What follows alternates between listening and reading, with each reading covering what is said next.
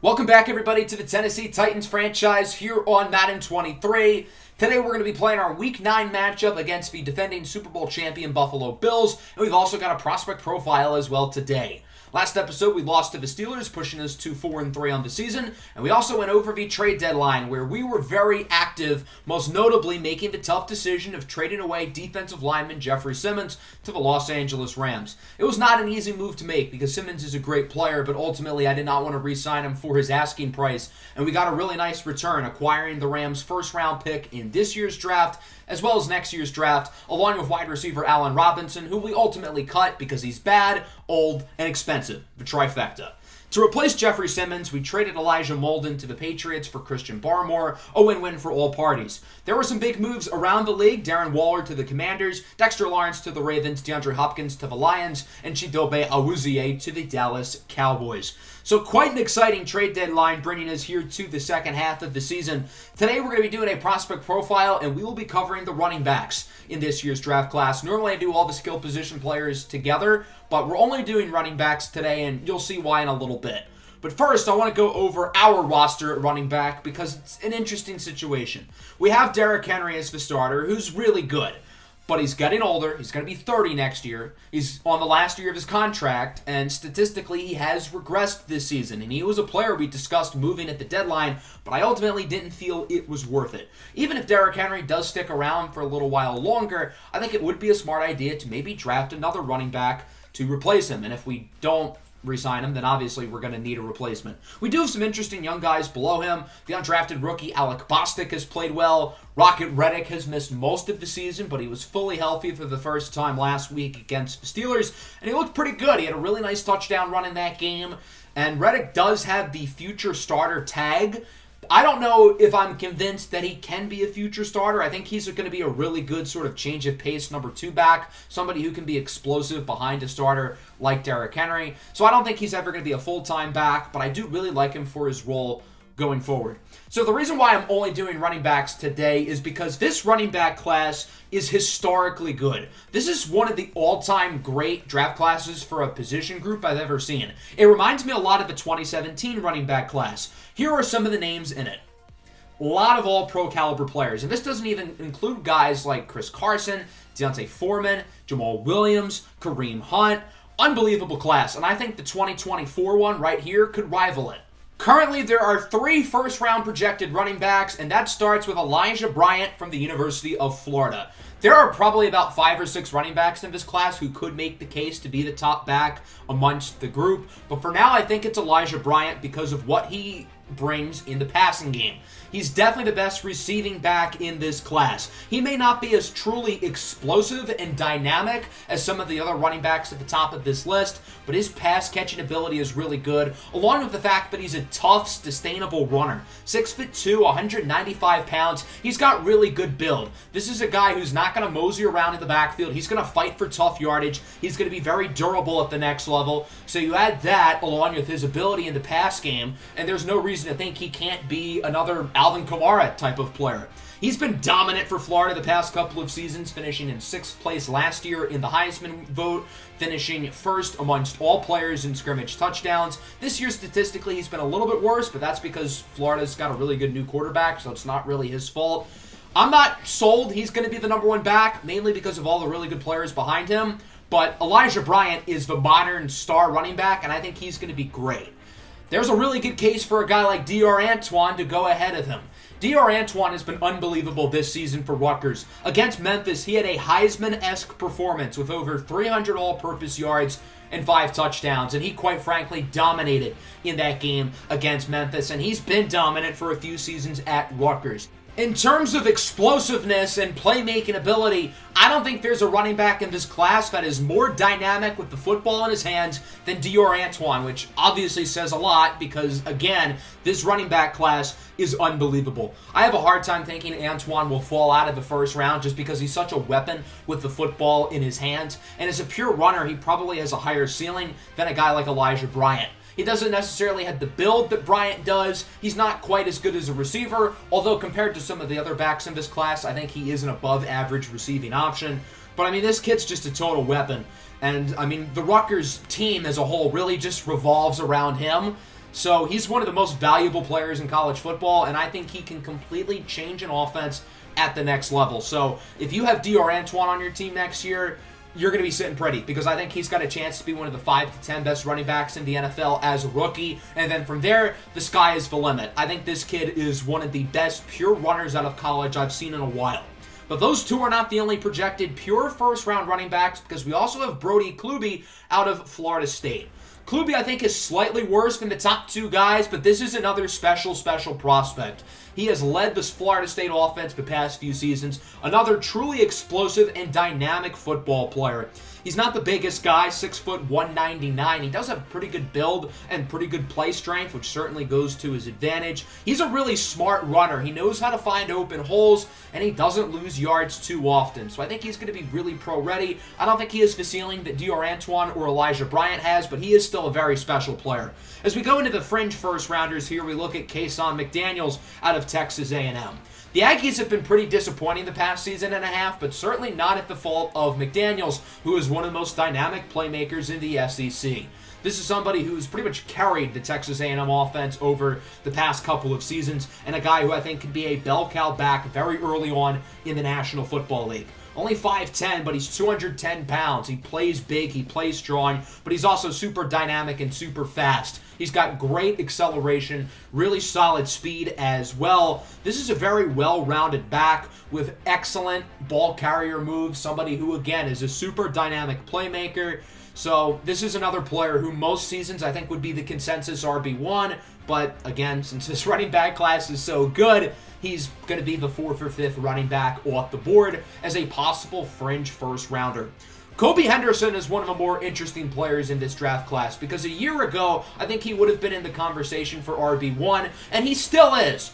But his stock has kind of gone down, and it's not really his fault. He tore his Achilles last year, which is obviously a big deal for a running back. It can really mess with your explosiveness, and Henderson did look a little bit off the first couple of games of the season. But the past couple of matchups for Clemson, he's picked it up. He's looked even better than he has in the past. So if Kobe Henderson can keep playing the way he has the past 2 or 3 games, there's no reason to think that he can't be one of the 2 or 3 top running backs off the board. He's on pace to shatter career highs in most statistical categories, and I mean, he plays for the best team in college football, and he is their most dynamic weapon on offense. So it's a matter of staying healthy. The Achilles injury is a big blow, but it seems like he is finally fully healthy and fully good to go for the Clemson offense, so I think his stock really could soar over this next month or two.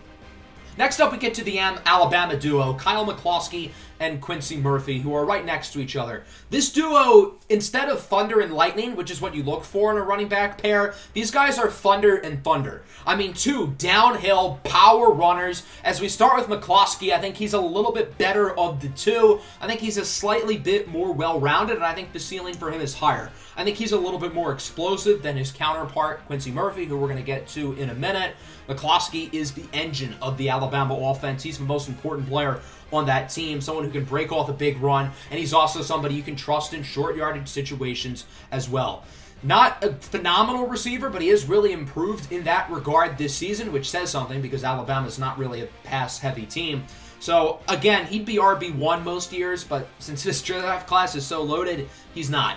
Now we get to Quincy Murphy, who's more of a pure power back. He's very good in short yardage situations. He's usually able to break the first tackle. He doesn't have the quickness or explosiveness that these other top backs do. If nothing else, he's going to be a great short yardage guy, but I do think he can be more than that. I think he can be a lead rusher in the NFL. I guess you can nitpick that he isn't the lead rusher on his own team because McCloskey, again, is the slightly better player.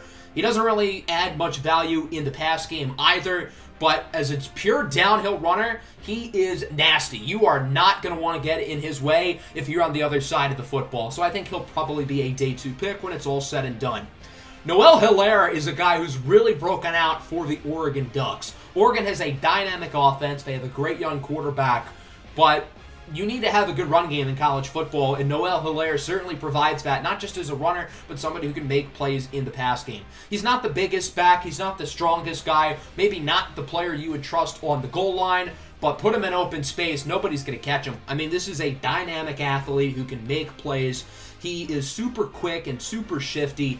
So I think the ceiling with him is really, really high. I think he's got a chance to be a fantastic player. Just needs to be a little bit more consistent, particularly in the pass game, but he is a pretty solid receiver. And then statistically, he has been phenomenal for the Ducks, averaging around 125 rushing yards per game this season. He's a plus athlete, and I think he could be a really, really good pro. Joshua Calico from Michigan State is an interesting player because I think he has more raw talent than he has showcased during his Michigan State career. Now, I think he made a bad decision by going to Michigan State because they are a very pass-heavy offense. So he hasn't really gotten to be a full-time, runner as he should be. However, even in the opportunities he's gotten, I still feel a little bit underwhelmed watching him. I personally think he'll be a better pro than college player because of his ability in the pass game. And again, that could be because he is in a pass-first offense. But still, he is a plus receiver. And as a pure runner, again, I'm not as impressed with him as some of the other guys, but I think the pure talent is there, and he's just in a scheme at Michigan State that really doesn't help him, play to his strengths. So he's a little bit of the risk because you don't really know what you're going to get with him in the second or third round, but I think the ceiling with him could be really high. And, I mean, if he can live up to his talent and his potential, oh boy, this could be a special, special player at the next level. So I'm really curious to see where he ends up, and I hope the team who drafts him uses him right. We now get to the Georgia duo. Not necessarily a duo like the Alabama guys, but two very fun players. We're going to start with Patalomayo Malawalu, who is currently projected as a fringe second-round pick. So Malawalu put his name on the map last year during the college football playoff. In the semifinal game against Middle Tennessee State, he scored 6 touchdowns, and he added 3 more in the national championship game against South Alabama, earning him as the college football playoff most valuable player. His stock was at an all-time high after the college football playoff, and he quite frankly looked like he could have been a first-round pick in this year's draft class. I mean, watching him in those 2 playoff games, he was the best player on the field. And keep in mind, Georgia's quarterback, Clyde Williamson, was the number 1 pick in last year's draft, but Malawalu was the star of the show in both college football playoff games for the Georgia Bulldogs. So why exactly is he projected as the 10th running back off the board? Well, unfortunately for him, he broke his foot in Georgia's second game of the season. Although he will return later in the season, his backup has kind of overshadowed him in a way. Keith Humphrey, who we're going to talk about in a minute. Malawalu isn't as dynamic of an athlete as some of the other guys above him. I think he's a really well-rounded back, 5'11", 210, somebody who can trust in short yardage situations and also is a dynamic player. I don't think the ceiling with him is as high as some of the guys above him, but I am confident he is going to be a good pro. However, Keith Humphrey, who's been his backup the past few seasons, is playing better than Malawalu ever has, minus the 2 college football playoff games. So Keith Humphrey was Georgia's backup for a few seasons. He had a very marginal role in the offense, getting, 6-7 touches a game behind Malawalu.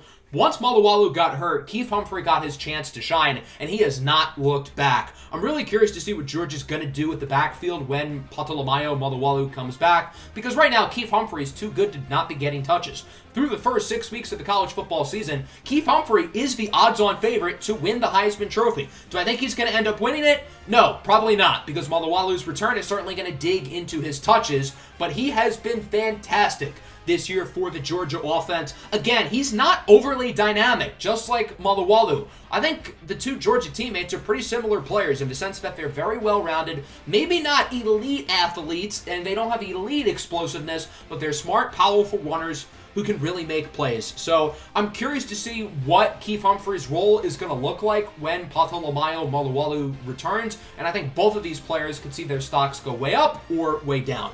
As we go down the board here, Justin West, 5'10", 230. You don't find many players of his size and speed. Same with Jeremiah Schofield. Let's get to Jordan Brown and Anthony Raymond, because these are 2 very differing players in the sense that one of their stocks is going way up and one of them is going way down. Unfortunately for Jordan Brown, he is the player who is currently going way down. So Jordan Brown started last year as a backup for Georgia Tech. Their starting running back got injured. Brown comes in, and he does not look back. He leads Georgia Tech to the ACC Championship and the Orange Bowl. However, this year, Georgia Tech as a team has taken a massive step back, and Jordan Brown is, one of the many players on Georgia Tech who has regressed from last season to this year. That's not to say he's been a bad player this season by any stretch, But the way he's playing, he looks like he's going to be a day 3 pick, which is unfortunate because if he entered the draft last year, I think he could have probably been a second-round pick. So he's got to play better, and I know he can play better, which is why I still see him as a possible late day 2 selection. But he just hasn't been great this year, and is a big reason why Georgia Tech has not been able to live up to expectations, currently at 1-4. Anthony Raymond, on the other hand, his stock is skyrocketing, and there's no reason to think his stock won't keep going up. Raymond has sort of been the change of pace back for most of his career, behind Patrick Dahlfriend, who was drafted in the 4th round last year by the Kansas City Chiefs. With him gone, that has given Raymond the full-time role, and he has not looked back. Raymond has been one of the best running backs in college football, period, this season. He's not the biggest guy, 5'9", 190 pounds. He's a little bit banged up at times, so there is some durability concerns, and sometimes he tries too much for the big play. Sometimes it can cost him, but this year it has really paid off because he has been truly dynamic out of the USC backfield, and if he keeps this up, he could put himself in that top 5 to 6 running back conversation, which, again, most years would be like RB1, RB2 status. Going down the board, looking at some day 3 guys, I really like Harrison Anderson and Riley Noble. I think they're both really solid. D'Anthony Ford out of Notre Dame as well, good receiving option. Trying to find some gems here on day 3 at the draft. Who are some players who could end up being steals when it's all said and done? And I think the ceiling with Syracuse running back Afewerk Chike is really high. So he's a tough player to look at because he was recruited to Syracuse to play wide receiver, and he has the build of a wide receiver, 6'3", 190 pounds, really, really long arms. But he wasn't consistent enough in the pass game, but he was so dynamic with the ball. So Syracuse is like, let's put him at running back, and it has worked out. You can tell he's new to the position. He does sometimes have a hard time finding easy holes, and again, he's another guy who often goes for the home run too much, but the physical ability is just hard to ignore. He's the fastest, most athletic running back in the class, again, with his size, 6'3", 190 pounds. There's no reason to think he can't add like 20 pounds of muscle to become even bigger. So running back with his physical ability, the sky's the limit, but he's got to get better. And then going down the board even further, I think Jamison Watson from North Carolina could be a real gem in the 5th or 6th round. He has broken out this season for the Tar Heels with their starting running back last year, Igby Prince, getting drafted in the 2nd round by the Chicago Bears. Watson has good physical ability, 6 foot, 194 pounds. He's an explosive player who plays big to his size, and he has really improved this season in a pass-heavy offense. I would like to see him do a little bit more as a receiver, which, again, the fact that he is in a pass-heavy offense, it is not ideal that his receiving numbers are pretty lackluster, but I think he's a really talented player. And then we get to Jalen Phillips, another story of the guy who was a backup going into the season. Iowa's starting running back gets hurt. Phillips comes in, and he has played even better than the starter has. Phillips has been fantastic for Iowa, and through the Hawkeyes' first 6 games, he has broken his career high in pretty much every major statistical category, and we still have over half of the season left to go. 6'1", 212 pounds. You really like the size with him. You really like the athleticism. He may not be overly dynamic and overly explosive, but I think he's really reliable. And I think there's something to be said about him as a really good change of pace option in the NFL, especially if you have some super dynamic athlete who's like a really good pass option ahead of him. And then going down the board even further, there are some good undrafted options as well. So overall, this running back class, again, is just unbelievable. And I think when it's all said and done, when we look at like the top 15 ratings in this draft class amongst rookies, I wouldn't be surprised if like 7 or 8 of them are at the running back position. Even if we sign Derrick Henry, I feel like we have to draft at least one running back just because there are so many good ones in this year's class. So that'll bring us to our Week 9 matchup here in Buffalo against the defending Super Bowl champion Buffalo Bills, who have been quite disappointing this season. There is a clear Super Bowl hangover with the Bills, and they have not been the same team that they were in the past. So they could really use another win here, and they're going to try to get it against our Tennessee Titans, who have lost 2 in a row, looking to get back on the win column. Last year, we played against the Bills in Buffalo back in Week 2 on Monday Night Football. Really good game that we should have won if Bo Melton didn't have Butterfingers. So as we look at the Bills, they won their first game by a lot, but it's been tough sledding ever since then. They beat a really bad Raiders team by 3, and they just beat New England by 3 last week. So they've been pretty disappointing at only 3-5. And they've got to get something going, or else this season could, go down the toilet. They do have an awesome quarterback in Josh Allen, who hasn't really been the reason why the Bills are losing. He's still been very, very good this season, and the fact of the matter is he's one of the best quarterbacks in the NFL. So we've got our hands full dealing with him today. They've got a plethora of weapons on offense with a few good players in the backfield with Devin Singletary, A.J. Dillon, and James Cook. At wide receiver, of course, they have Stephon Diggs, who is one of the best receivers in football. He's been a little bit quieter this season compared to the past, but he's still really solid. And then guys like Khalil Shakir and Gabe Davis are really solid as well. Their defense is pretty good, too. Tre'Davious White, Von Miller, and Micah Hyde are amongst some of the high-end talent. They will be without reigning Super Bowl MVP Tremaine Edmonds, who should be back next week, but he's not going to be healthy today. That's a pretty big loss for the Bills. He's one of the best young linebackers in the NFL. So Buffalo needs to get a win here, and I know they haven't been great this year, but I don't want to take them lightly. These guys are the defending champions after all, and on paper, they have a great roster with a great quarterback and, a great infrastructure, great coaching.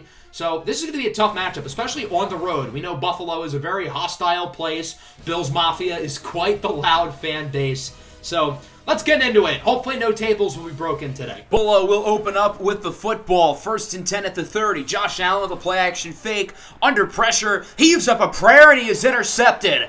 Kevin Byard forces a quick turnover to open up the game with a nice return as well to the Buffalo 39-yard line. Well, that's one way to start the game. You force a turnover within the first minute, and the offense is going to get it with fantastic field position. Willis hands it off up the middle for Derrick Henry, who had a big game last week against the Steelers. He will run for 13 yards. He had a hole up the middle and capitalizes, as Tennessee is already looking pretty solid here on this opening drive. 2nd and 8. Willis under pressure connects with Scotty Pickens. Von Miller was right in his face, but Willis makes a good throw. Pickens does a good job of getting back to the football. Willis looking for Pickens again, but this time it's intercepted. Micah Hyde picks it off in the end zone. So the Titans All-Pro free safety opens up the game with a pick, and the Bills All-Pro free safety answers with an interception of his own. The only problem is Buffalo's backed up in their own end zone. We know Josh Allen isn't good at getting out of that, but he will on this possession as Singletary gains 7, and now the Bills offense has some actual room to work with. At the 14, Allen connects with Khalil Shakir, the slot receiver, who breaks a tackle, and he will bring it all the way to the 38-yard line, pushed out of bounds by Christian Fulton. Big gain there for the Bills by Shakir as on 2nd and 7. Allen up the middle for Stephon Diggs, and he'll get it to the 16-yard line. So far, Allen has picked on Roger McCreary twice on this drive, and it has worked both times. Allen on 3rd and 8 goes short. It's Khalil Shakir who gets it to the 2-yard line. Shakir, those hips don't lie. 1st and goal at the 2-yard line for Buffalo. Devin Singletary with open room up the middle for the touchdown. And the Buffalo Bills will strike first. They lead 7-0. So the Titans get the ball back. They had it in the red zone on their last drive, but they turned it over. They know they can't afford to make those same mistakes as Ed Oliver is in the backfield for a sack. Willis loses 11. The Titans tried to run a slip screen there, and it did not work. 3rd and long. Willis goes up the middle. Pass is caught by Scotty Pickens, who nearly gets the first down. He's just a yard short, wrapped up by Micah Hyde once again. 4th and 1 at the 48, and the Titans are going to go for it. Gutsy call, handoff for Derrick Henry. That's so close, but they're going to give it to him. Henry is barely able to get the first down, and so the Titans will keep the chains moving after all.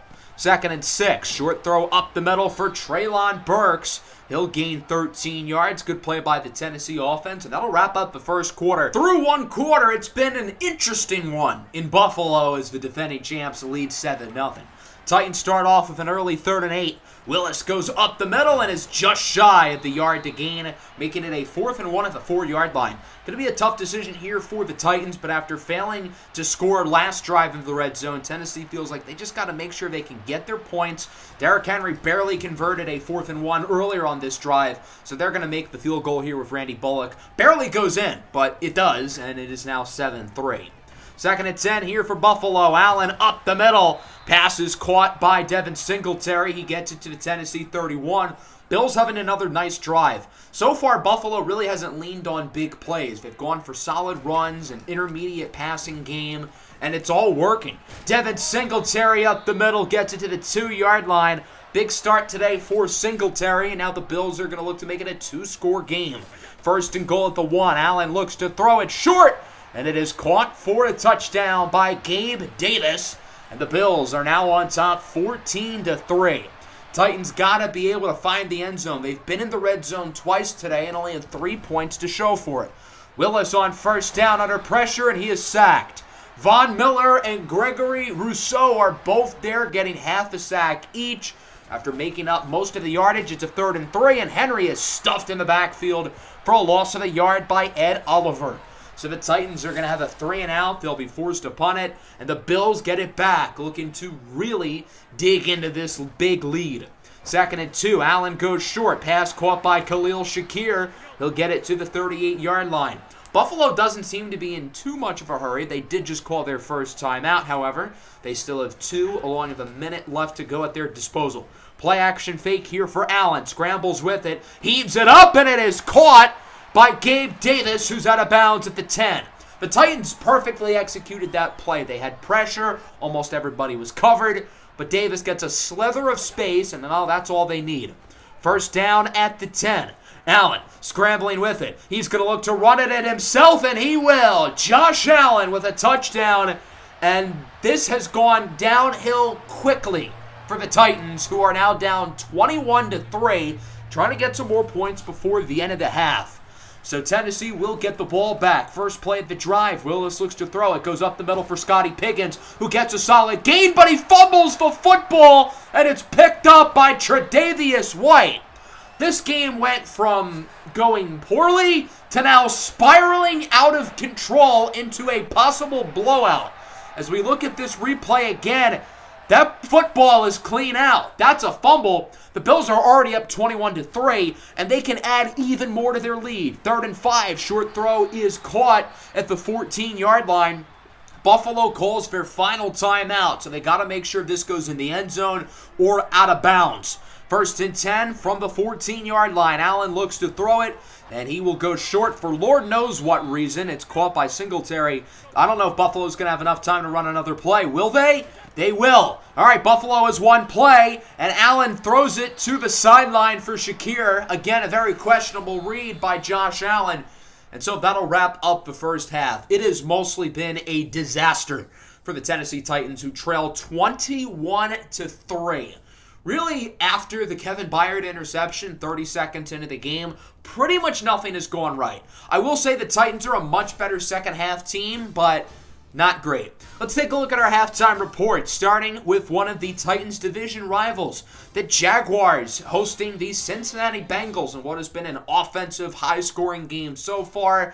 Joe Burrow would have one of the throws of the year under pressure on the run, connecting with Tyler Boyd for a 50-yard score. Cincinnati up top, 41-14.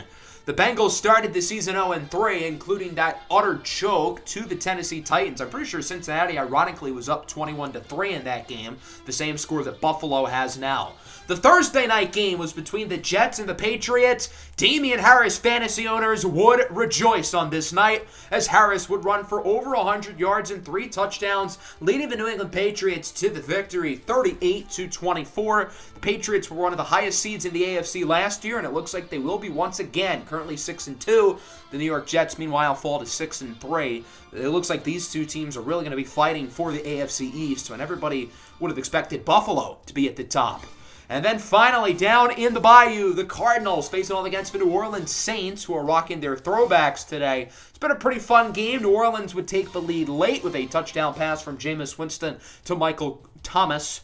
17-10, New Orleans on top. The Saints got upset last week on Thursday night by the Atlanta Falcons and are hoping to get a win here against a struggling 1-6 Arizona Cardinals team who is kind of in free-for-all after trading DeAndre Hopkins to Detroit at the trade deadline. So going into the second half, we are playing like utter garbage. And again, as I said earlier, we're a much better second half team than first half team. We've been in a lot of big deficits this season and have been able to claw back. I mean, look at the Bengals game in week 3. Even last week against the Steelers, we were getting killed and we only lost by 3 points.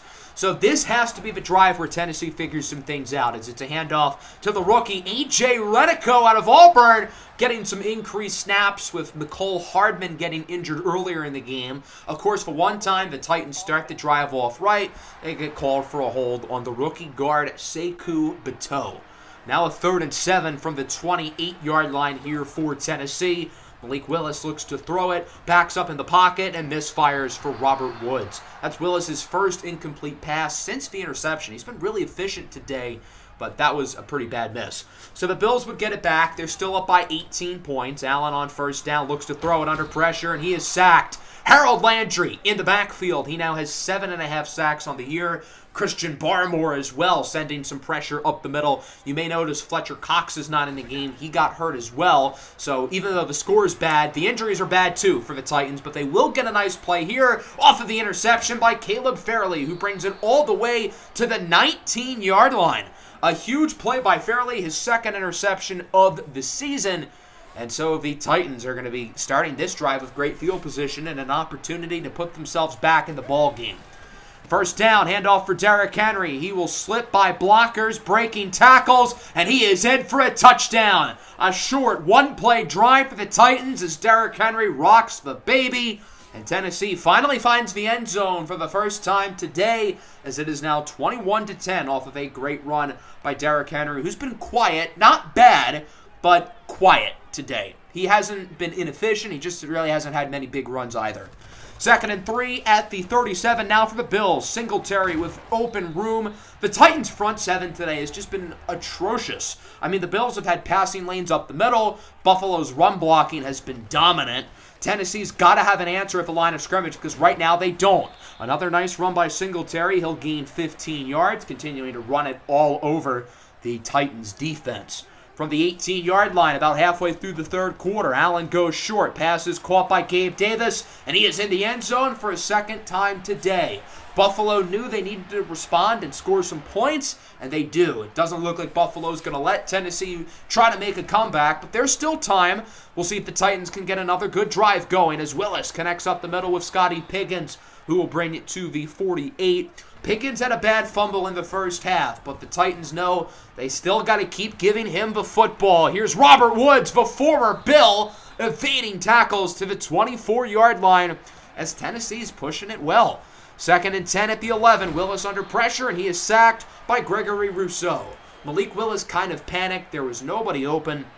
And now it's a 3rd and long here for Tennessee with 30 seconds left in the quarter. Willis goes up the middle. Good throw. Pass is caught by Treylon Burks, who's just shy of the first down marker. So now the Titans are going to have an interesting decision. 4th and inches at the 2. The offense is out on the field, but we'll have to see what happens after the third quarter. Quarter number 3 in the books. Titans score. Bills respond. It's 28-10. The offense stays on the field here on 4th and inches, and it proves to be a success. Derrick Henry scores his second touchdown of the game. Again, rocking the cradle. Tennessee continuing to fight. They're not going to quit. Down by 12. Now going for 2. Back to Henry. Get off me, young man. Derrick Henry stiff arms the defender and is in for the 2-point conversion. 28-18. If the Titans defense can get some stops, which they really haven't today, then they can get back in the game because the offense is woken up. The defense has to do the same.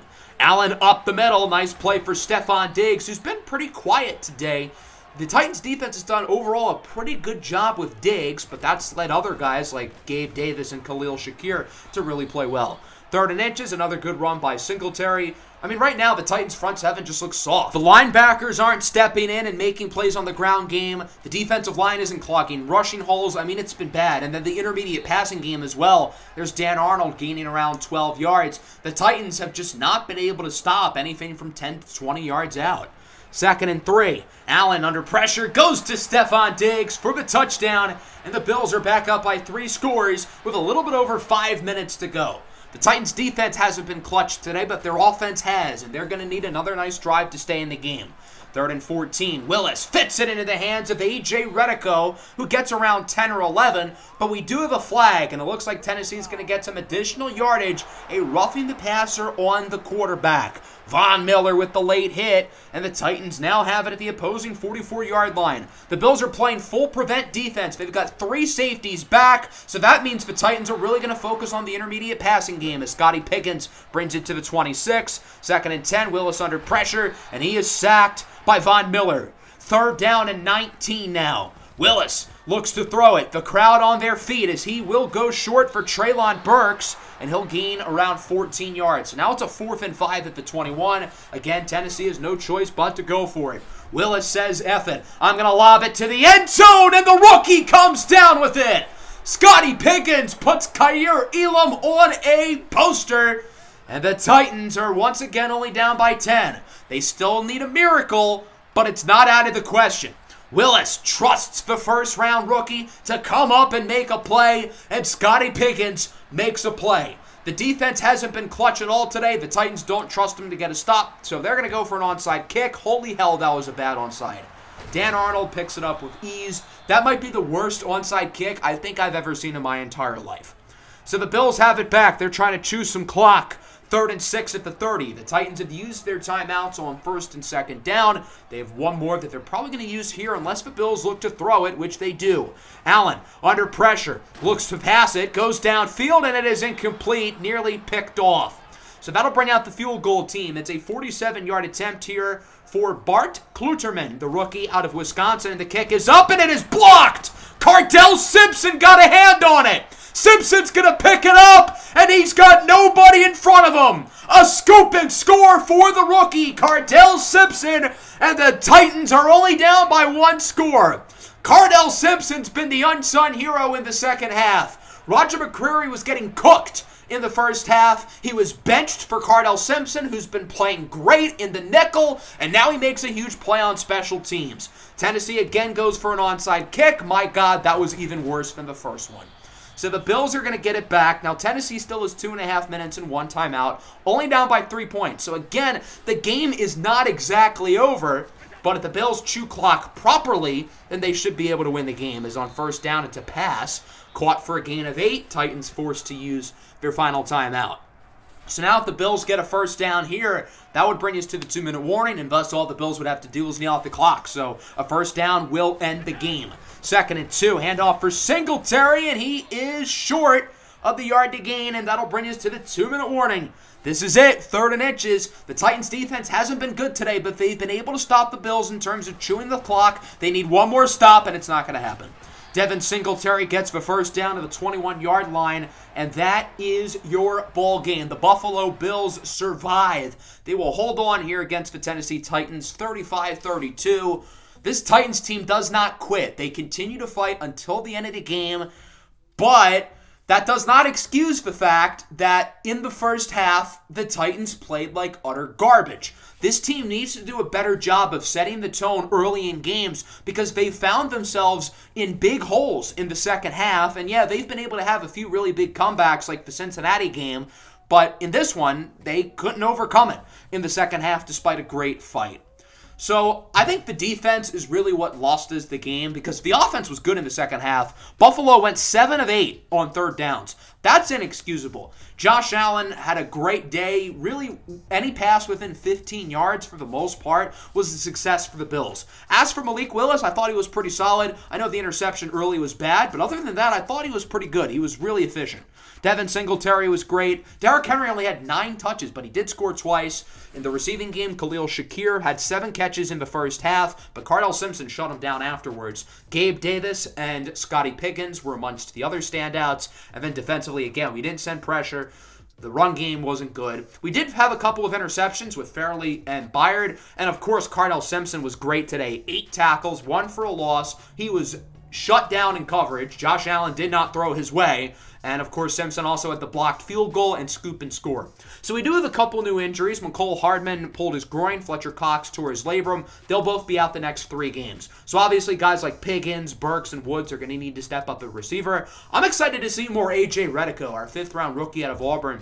He got a lot of snaps today, and he was productive. 5 catches for 46 yards. He's a big play threat. And then Fletcher Cox, he's now gotten injured twice this season. He's only played 5 games so far, and it's looking like kind of a bad trade because he's been unable to stay on the field. Obviously, Jeffrey Simmons isn't here to get pressure up the middle. So we're really going to rely on Christian Barmore, who hasn't been very good, only 1 tackle in these 2 games. He did have a couple pressures against the Bills, but overall he's been a non-factor and he's got to play better. So here's a look at our scores around the NFL through week 9, and then your players of the week as well we'll get to in a second. The Rams lost to Seattle. That's good because remember we had the Rams first rounder. Jalen Hurts, Joe Burrow, Mike Edwards, and Calais Campbell players of the week. Shout out to Jalen Hurts for leading the Seahawks over LA. So we're 4-4. We're still in first place of the division because everybody in the AFC South has forgotten how to play football after the first month of the season. So we're tied with the Texans, and then we're a game ahead of the Jaguars and Colts. That's going to wrap up the episode. Next time around, I think we're going to do a doubleheader. We've got Atlanta in Week 10, and then the Ryan Tannehill revenge game with the Tampa Bay Buccaneers in Week 11. Should be fun. Make sure to leave a like and subscribe to the channel if you are new. Peace out.